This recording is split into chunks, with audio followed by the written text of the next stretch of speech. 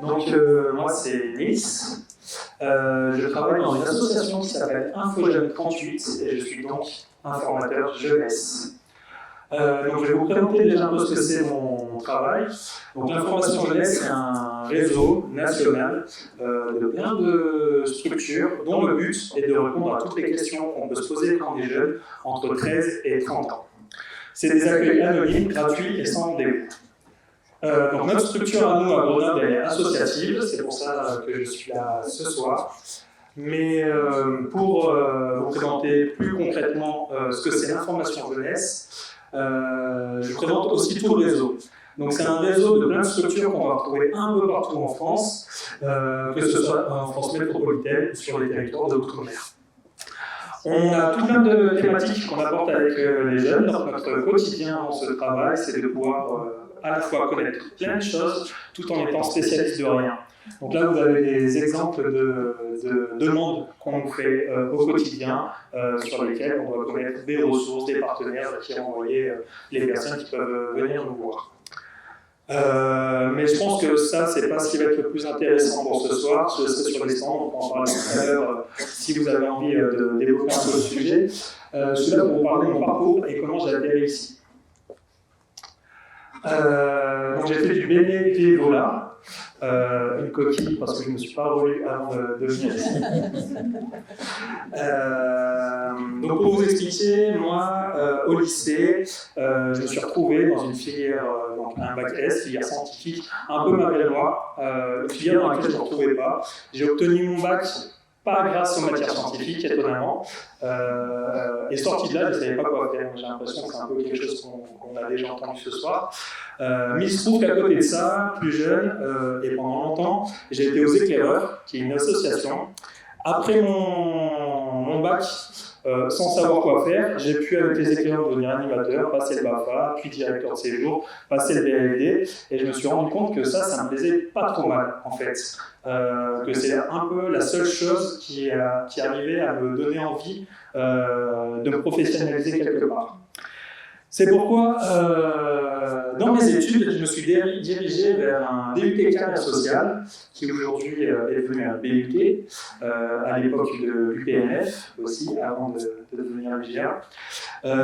J'ai beaucoup aimé ce que j'ai découvert là-bas, j'ai beaucoup aimé apprendre à devenir animateur socio-culturel, et c'est comme ça que je suis arrivé un peu à déterminer que j'avais envie de travailler dans le monde associatif, à travailler dans le socio-culturel.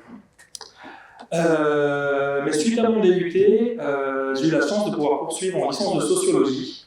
Donc je suis resté encore une année dans les études, je ne savais toujours pas vraiment ce que je voulais faire, mais j'ai commencé à découvrir l'information jeunesse de manière beaucoup plus précise, à comprendre ce que les enjeux, l'accompagnement des jeunes, tout ce qui était la méthodologie de projet, ça me plaisait vachement. En parallèle de ça, j'étais toujours bénévole aux Éclaireurs. En devenant animateur, directeur, j'ai accompagné les groupes de jeunes, on a commencé à monter des projets de solidarité internationale, à gérer des budgets. J'ai pu faire un voyage au Niger avec un groupe de jeunes, après je suis parti au Népal. Et revenant de ce voyage, à la fin de mes études, je me suis dit mais c'est ça que je veux faire. L'information jeunesse accompagne des projets de jeunes, j'ai un petit peu d'expérience bénévole là-dedans, donc je veux travailler là. Et j'ai eu de la chance, après avoir galéré pas trop longtemps à enchaîner des petits contrats dans des associations, municipalités, à faire de l'animation périscolaire, animation de loisirs. J'ai réussi à trouver un premier travail dans un point de formation jeunesse dans le Vercors, où j'y ai passé 9 ans. Où j'ai eu la chance de pouvoir développer plein de choses. J'étais seul sur ce poste-là, j'étais responsable du point information jeunesse et j'avais toute la liberté de pouvoir me diriger vers tout ce qui m'intéressait. Donc j'avais mon travail d'accueil et d'information des jeunes, mais dans le Vercors, vous savez, il y a peu de public, beaucoup moins qu'à Grenoble, donc on a aussi beaucoup de temps pour développer nos projets, faire de la DVR, construire des animations et puis surtout faire des choses qui nous plaisent vraiment.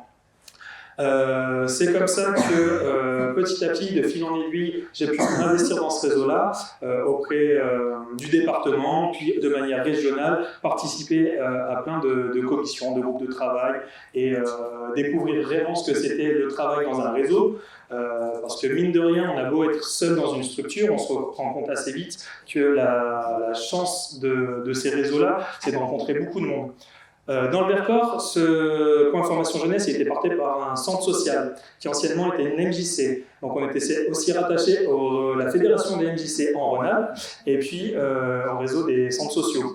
Et avec tout ça, j'ai pu constituer un réseau et j'ai eu des opportunités vraiment géniales de pouvoir participer à des festivals jeunesse, de pouvoir faire des projets aussi en dehors du territoire, pouvoir accompagner des jeunes un peu partout, que ce soit sur des projets de mobilité internationale, mais aussi mettre en place des dispositifs territoriaux pour aider au financement de projets de jeunes, aussi échanger directement auprès des élus, des décideurs locaux pour pouvoir parler de la politique jeunesse. Et c'est assez fou, de là où je partais à la base avec un bac vraiment pas réussi du tout, à me retrouver là.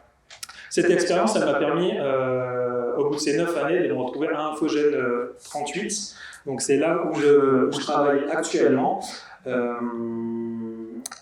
Et du coup, d'avoir encore une nouvelle dimension dans mon travail. Donc je suis toujours sur le même poste, donc accompagner et informer des jeunes, mais on a une mission qui est départementale. Donc c'est encore le réseau, encore une fois, qui me permet de travailler avec encore plus de collègues, dans plus de structures et participer à énormément de projets.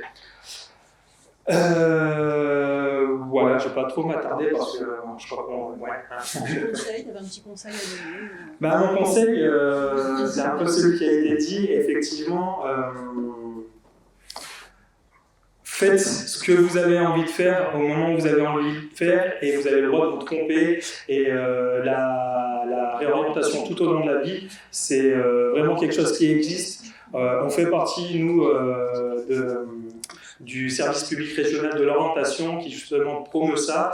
Et on a eu l'occasion, avec mes collègues, d'aller interroger plein de professionnels qui étaient en poste depuis des années en leur posant la question quelles ont été les premières formations que vous avez faites et quel est le métier que vous faites actuellement.